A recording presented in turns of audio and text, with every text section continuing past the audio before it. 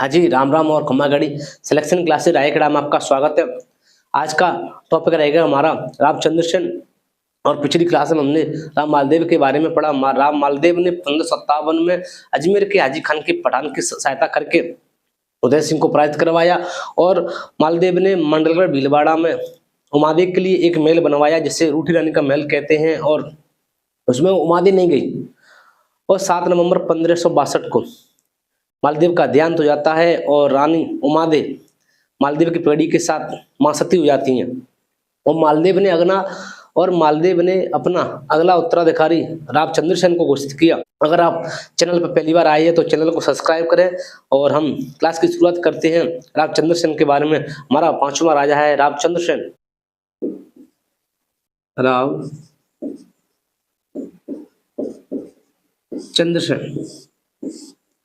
रामचंद्र सेन का शासनकाल है 1562 से लेकर 1581। 1562 से लेकर 1581 तक रामचंद्र सेन का शासनकाल है। 1562 से लेकर 1581। रामचंद्र सेन का जन्म होता है आपका 16 जुलाई 1541 को। जन्म 16 जुलाई 1541 को। पिता का नाम राम मालदेव,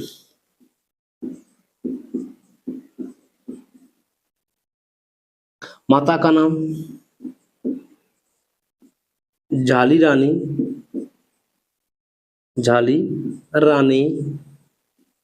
स्वरूप दे। इतना हमने पढ़ा कि रामचंद्र सेन का जो शासनकाल है वो 1562 से लेकर 1581 है। जन्म होता है आपका 16 मई 1541 को और पिता का नाम राम मालदेव और माता का नाम झाली रानी स्वरूप दे।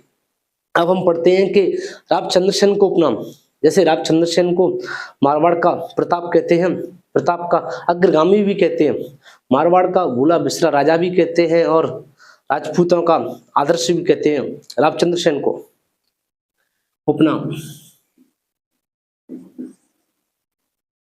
उपनाम में देखे हम कि मारवाड़ का प्रताप,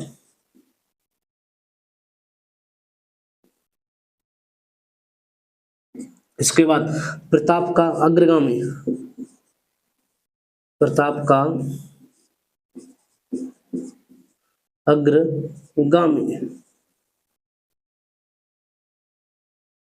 मारवाड़ का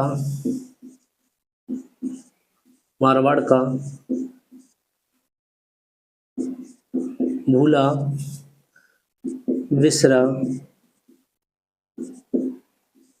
राजा, मारवाड़ का भूला बिसरा राजा। राजपूतों का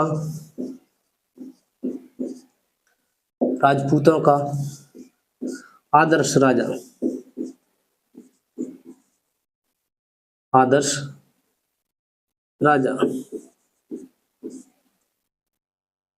आपको बताऊं कि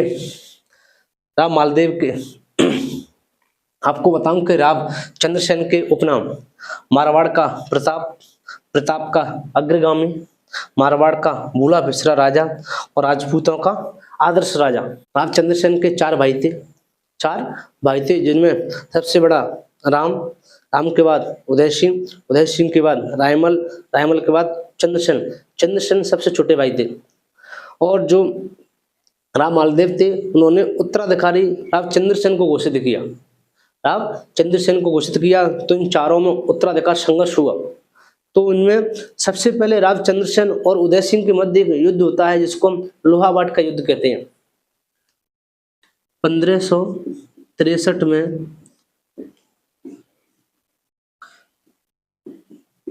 लोहावट का युद्ध।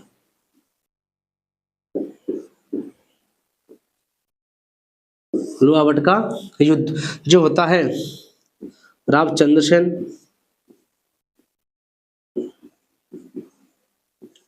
वर्सेस उदय सिंह के मध्य, उदय सिंह के मध्य, जिसमें विजय रामचंद्र सेन की होती है, रामचंद्र सेन की होती है। रामचंद्र सेन के समय दिल्ली का बादशाह था अकबर, दिल्ली का बादशाह, दिल्ली का शासक या बादशाह, शासक वो था अकबर। अकबर का शासनकाल है 1556 से लेकर 1605 तक। अकबर का शासनकाल है 1556 से लेकर 1605 तक। अकबर ने 1562 में नागौर विजय की, 1562 में नागौर विजय, 1562 में नागौर विजय के बाद नागौर पर अधिकार कर लिया और नागौर का संरक्षक हुसैन कुली खां को नियुक्त किया। संरक्षक, संरक्षक हुसैन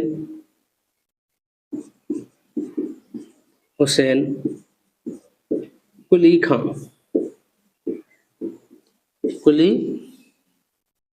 खां को संरक्षक नियुक्त किया।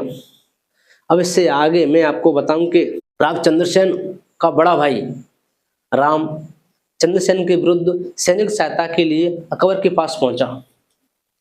अकबर के पास कौन? राम सैनिक सहायता के लिए, सैनिक सहायता के लिए अकबर के पास पहुंचा। अकबर के पास, अकबर के पास पहुंचता है राम। तो जो अकबर था वो इसी समय के लिए बैठा था कि मेवाड़ में तो अकबर ने 1568 में चित्तौड़गढ़ दुर्ग का घेरा डालकर उसमें एक शाखा करवा दिया। उदय सिंह के समय शाखा किया जाता है और अकबर बैठा था कि मारवाड़ में ऐसी कोई गलती हो जिसके बाद मैं मारवाड़ में प्रवेश कर सकूं। तो जैसे ही चंद्रसेन का भाई राम सिंह अकबर के पास सहायता के लिए जाता है कि मुझे सहायता दो, मेरा छोटा भाई राजा बन जाता है और मैं सबसे बड़ा हूँ, उसने कहा कि ठीक है मैं आपकी सहायता कर देता हूँ। तो 1564 में नागौर के संरक्षक हुसैन कुली खां को जोधपुर पर अभियान करने के लिए भेजता है। 1564 में हुसैन कुली खां के नेतृत्व में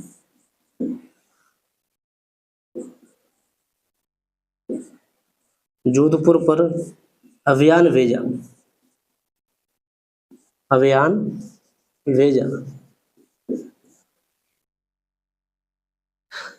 1564 में अकबर ने नागौर के संरक्षक हुसैन कुली खां के नेतृत्व में जोधपुर पर अभियान भेजा और रामचंद्र सेन जोधपुर को छोड़कर भद्राजुन जालौर चले जाते हैं। जोधपुर को छोड़कर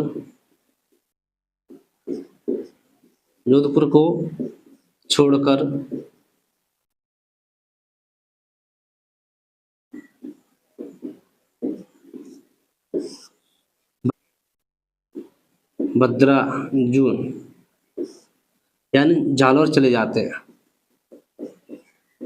जालौर में पड़ता है आपका भद्राजुन, राठौड़ों की शरण स्थली। और जो अकबर का 1564 में मेहरानगढ़ दुर्ग पर अधिकार हो जाता है। अकबर 1570 में एक दरबार लगवाता है जिसको नागौर दरबार कहते हैं।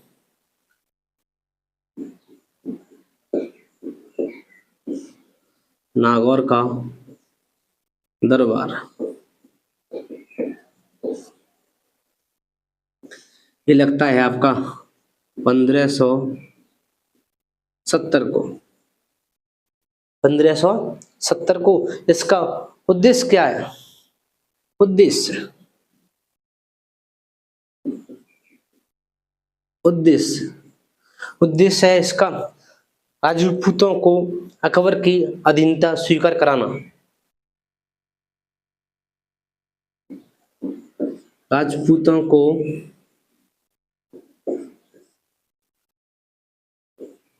अधीनता स्वीकार करवाना करवाना मुख्य उद्देश्य इसमें किसका है? मुख्य भूमिका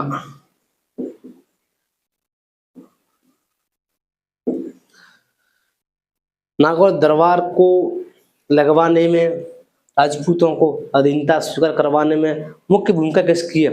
एक तो है भारमल, एक है भगवान दास। भारमल, एक का नाम है भगवान दास। भगवान दास ये दोनों कहाँ के हैं? आमेर के। आमेर कहाँ के? आमेर के। निर्माण कार्य क्या क्या कार्य करवाए? एक तो शुक्र तालाब का निर्माण करवाया। शुक्र तालाब का निर्माण, तालाब का निर्माण एक करवाया।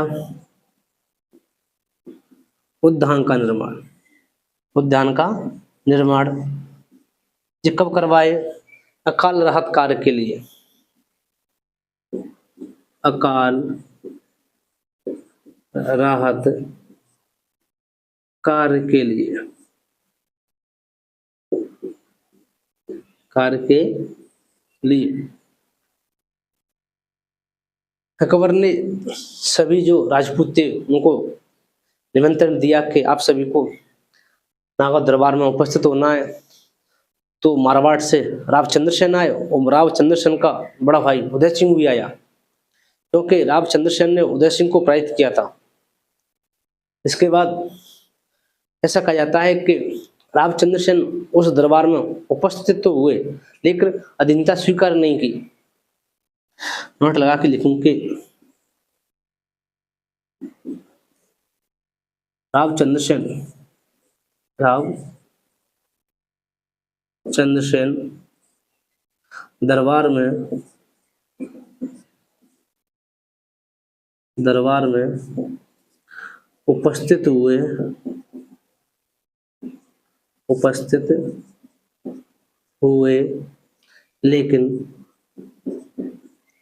स्वीकार नहीं की।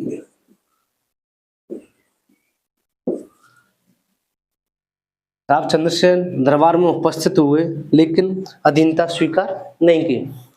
स्वीकार नहीं की। और उसके बाद जैसलमेर के शासक राय भाटी नागौर दरबार में उपस्थित होते हैं और उन्होंने अकबर की अधीनता स्वीकार कर ली।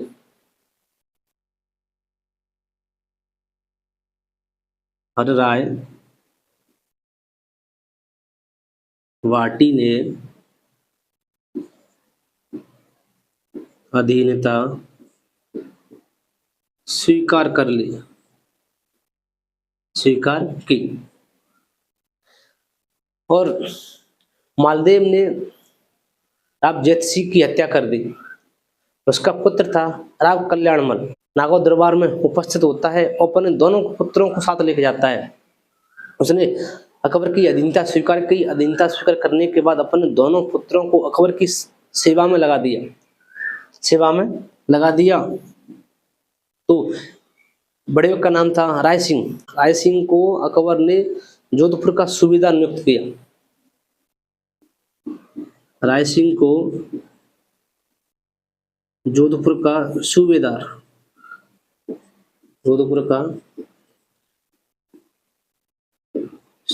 नियुक्त किया। जोधपुर का सूबेदार नियुक्त किया। और जो पृथ्वीराज था, कौन? पृथ्वीराज, पृथ्वीराज को गागरोन की जागीर प्रदान की। गागरोन की जागीर।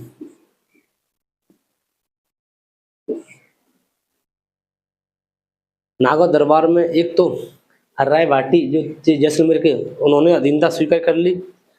और एक थे राव कल्याणमल। राव कल्याणमल ने इसलिए की क्योंकि राम मालदेव ने राव जयसिंह की हत्या कर दी। तो जो राव कल्याणमल थे वो शेरशाह सूरी की शरण में चले जाते हैं। शेरशाह सूरी के बाद हुमायूं बनता है, हुमायूं के बाद अकबर बनता है। तो वो अकबर ने जो नागौर दरबार लगवाया था उसमें जाता है और अपने दो पुत्रों को साथ लेकर जाता है। एक का नाम था राय सिंह, दूसरे का नाम था पृथ्वीराज।